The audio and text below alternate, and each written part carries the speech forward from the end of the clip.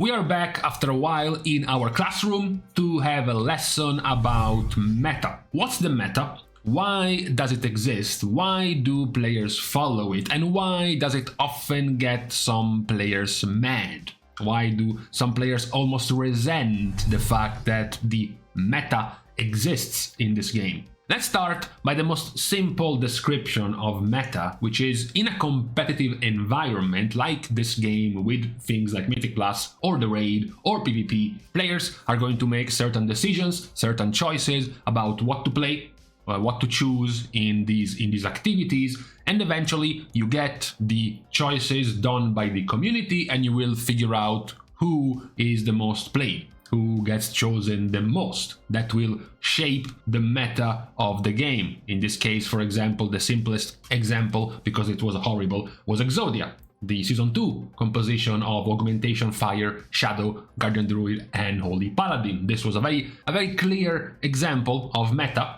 when the decisions of the player base were super clear on what they thought was the strongest composition to enter Mythic Plus keys. Now, Season 2 and Exodia is also a very good example to show that sometimes the meta can grow to certain levels which start sort of strangling the rest of the community. Because as a game, WoW offers you dozens of options. Between the DPS specs, the tanks and the healers, you have almost 40 different choices for you to play, for you to pick. So if you end up having a meta where basically only 5 of them are viable, it's going to create this resentment from basically all of the other 33 or 34 specs that are not being chosen, because essentially it's just a private party for a handful of specs and everybody else gets the shaft in this example of meta. That's also why we often mention the meta being healthy, the meta being good, based on the variety, based on the opportunities, the choices available for the different roles. That's why this season, for example, we have been praising the variety of healers being one of the best metas for variety, because you had 3 different viable healers, which has been the best in this expansion in terms of variety, for example. Now, what is of course the main issue that some players have with the meta, besides when it gets too oppressive, and this is mostly just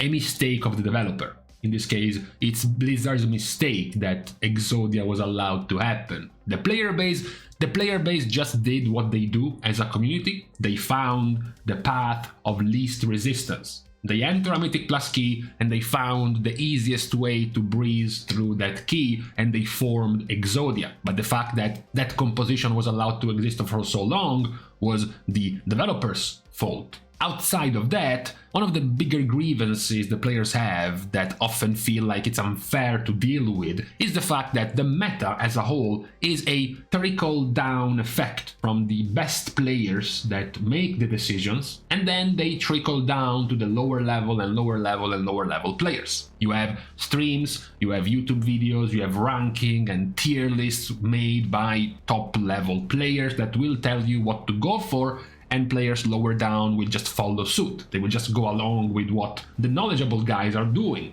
However, as many of you probably have seen in your Looking for Group tool, for example, sometimes this grows to a pretty forward extreme. Like, for example, you are in the Looking for Group tool and you find someone looking for an Augmentation Evoker in a +20, or a Vengeance Demon Hunter in a +22, or looking for a Discipline Priest or a Bloodlust in a +18. Do you need those specs for those low-level keys? Do you need Bloodlust to complete a +18?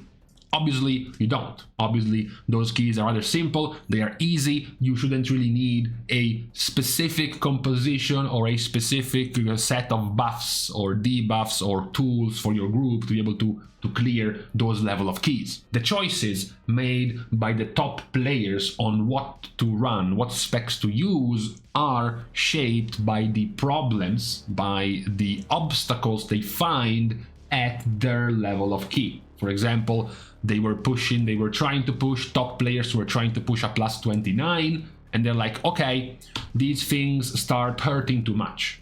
We can't run Beast Mastery Hunters anymore, they are too squishy, we need to start replacing them with someone more sturdy, more durable. Why don't we move over to Fire Mage? On top of that, Fire Mage has also been buffed, so we're getting a push from the developer to make Fire Mage more meta, so let's replace Beast Mastery with Fire, right?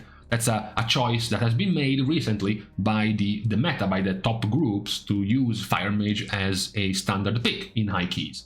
However, lower down, this doesn't really have an effect. In lower level keys, Beast Mastery can survive just fine, and on top of that, in lower level keys, Beast Mastery has more damage than a Fire Mage. So, if you are a commoner, a pleb, a casual who looks at the top keys, sees Fire Mage being a meta pick, and tries to use and try to pick the Fire Mage for his plus 21, the Fire Mage in a plus 21 can and will be easily outdamaged by a Beast Mastery Hunter, even if Beast Mastery Hunter has been dropped from the high level keys in favor of Fire.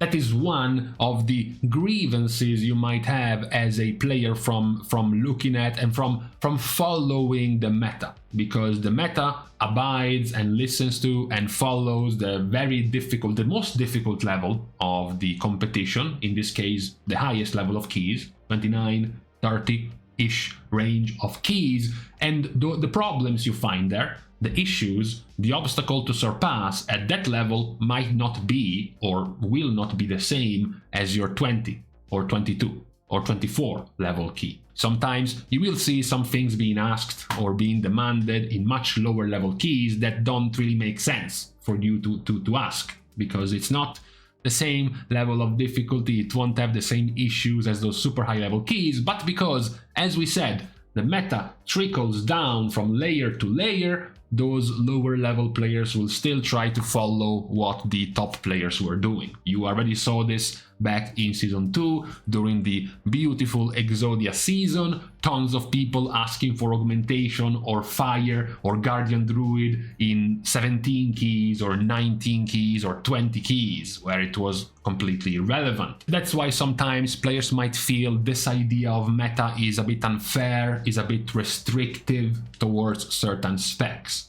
Then you have the other issue that you can find when you're trying to follow the meta, which is being pushed, let's just say being aimed at the direction, because you're not being forced, you can still choose not to, but you're being definitely encouraged to reroll, to respec, reroll, change character every season in order to stay in line with what the meta wants. This is also known as flavor of the month. FOTM, just chase the strongest spec, because imagine you are a tank.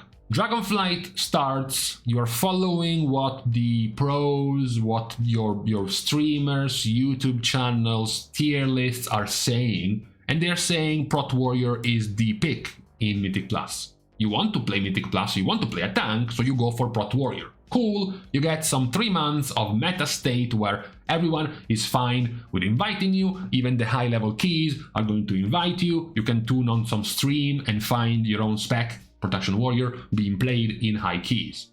However, shortly after you will be falling out of the meta in favor of Prot Paladin, which gets buffed more and more to the point where it becomes the staple pick. So at that point, while you had your fun in the meta as a Prot Warrior, now you have a choice to make. Now either you play as the niche tank, as the tank that is not really wanted anymore, or you reroll to Protection Paladin. That's your choice. This will continue throughout the season, because if as a Prot Warrior you reroll to Prot Paladin, what happens a couple of months later is that now Prot Paladin finds himself in the same situation.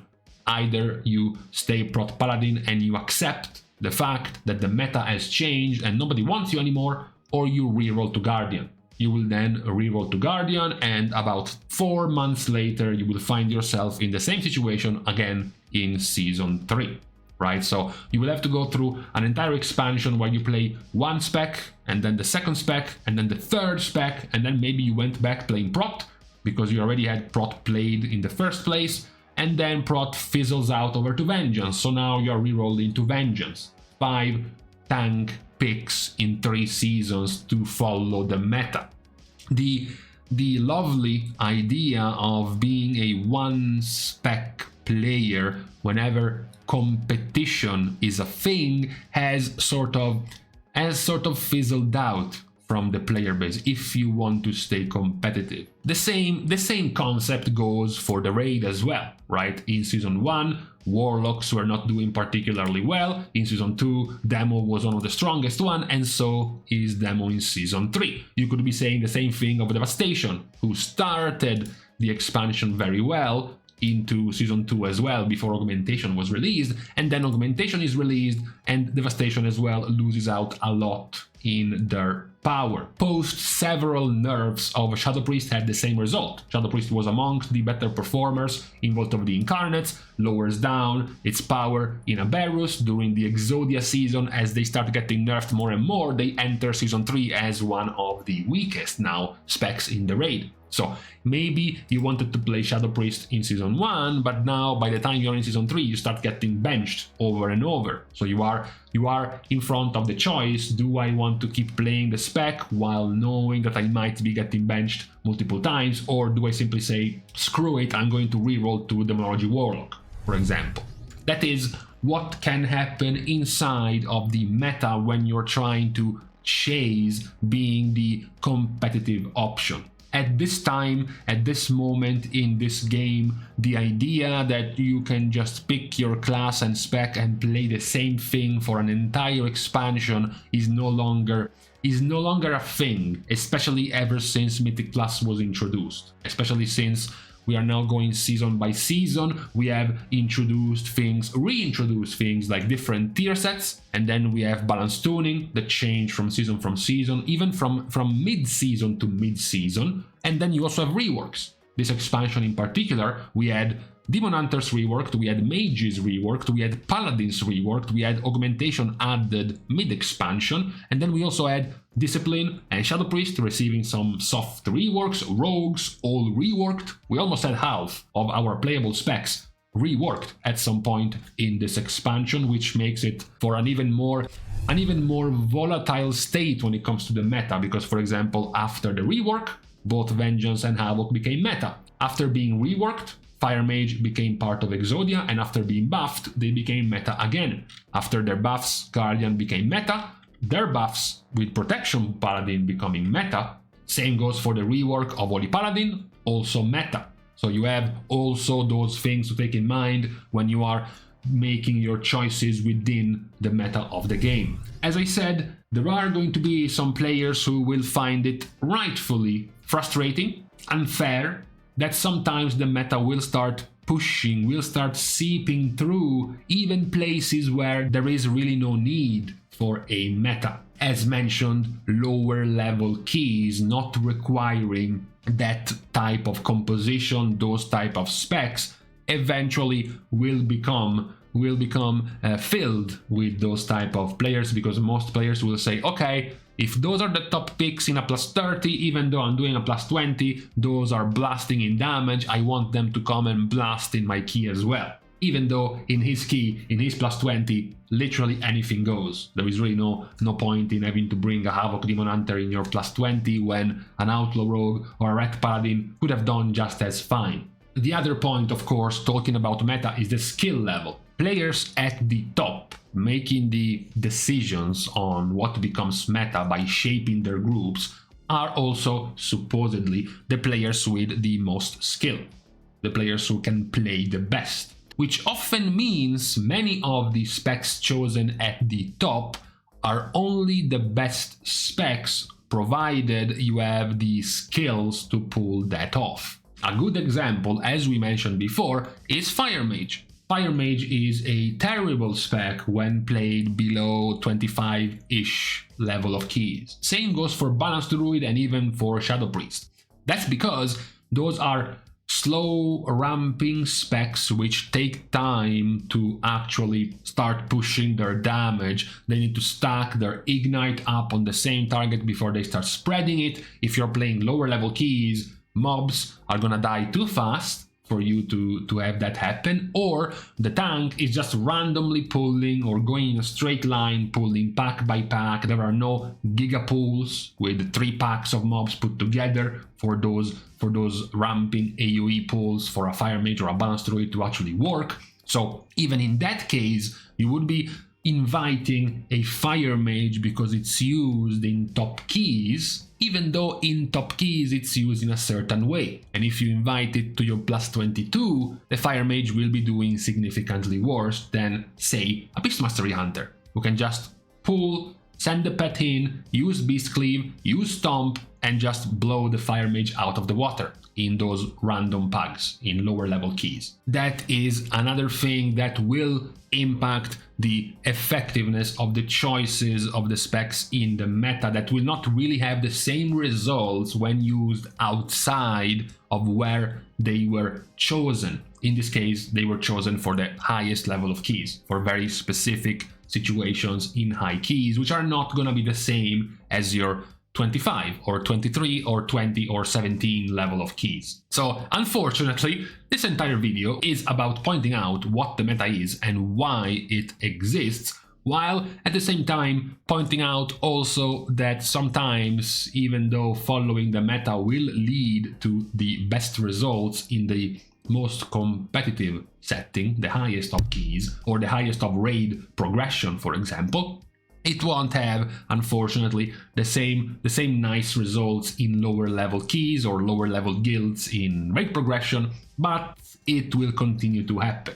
There is nothing much to be done to contrast this, besides you yourself being knowledgeable about these situations and avoiding these mistakes. The majority of the player base at large will continue to follow what the top players are doing blindly. Even though it doesn't make much sense for their level of competition, it will continue to happen. So to be fair, at the end of the video, the answer to the meta state of the game is mostly just you have to deal with it.